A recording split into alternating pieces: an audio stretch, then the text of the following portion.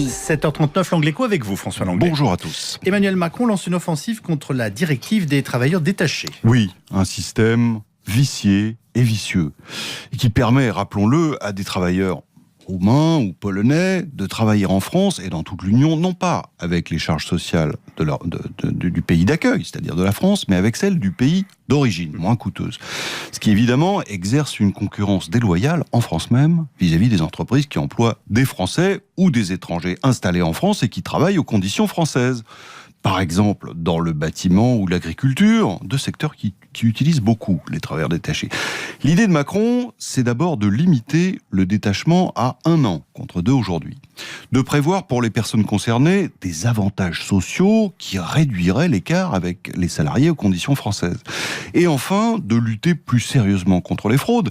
Il y aurait en effet 250 000 travailleurs clandestins détachés chez nous, à peu près autant que de détachés officiels. Pardonnez-moi, mais pourquoi a-t-on mis en place un système comme celui-ci et que tout le monde critique ?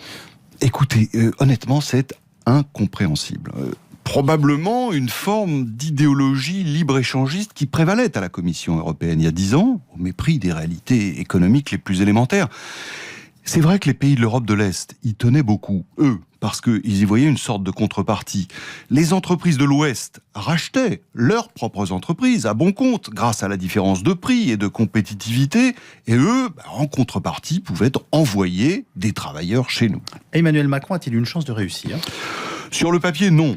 Justement à cause des pays de l'Europe orientale qui font jusqu'ici un blocage. Le texte doit être à nouveau examiné le 15 juin prochain, c'est la semaine prochaine. Mais la messe n'est pas dite. Parce que D'abord, ça bouge un peu chez les Slovaques et les Tchèques, qui sont eux-mêmes, c'est intéressant, de plus en plus concurrencés par l'arrivée de travailleurs venus de l'Est, encore plus à l'Est, hors Europe, d'Ukraine ou de Serbie. C'est l'arroseur arrosé. Oui.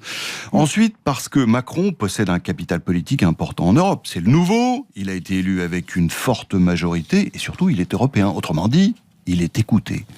Ça sera d'ailleurs la première fois qu'un président français utilise son capital politique de départ, non pas pour aménager les règles budgétaires et faire autoriser un déficit français un peu limite, mais pour s'attaquer à un vrai problème. Alors certains dirigeants européens, à l'Est en particulier, lui reprochent en fait de céder aux sirènes populistes. Oui, on entend ça.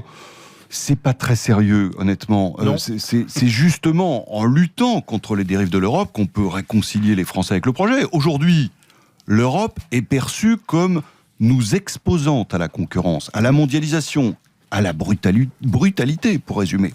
Pour les Français, l'Europe diminue les protections, à commencer par la protection des frontières nationales.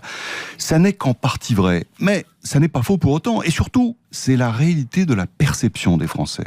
Macron ambitionne de changer cette perception, justement pour aller plus loin dans l'intégration. Et ça commence par les travailleurs détachés. François Langlais pour l'Angléco sur RTL.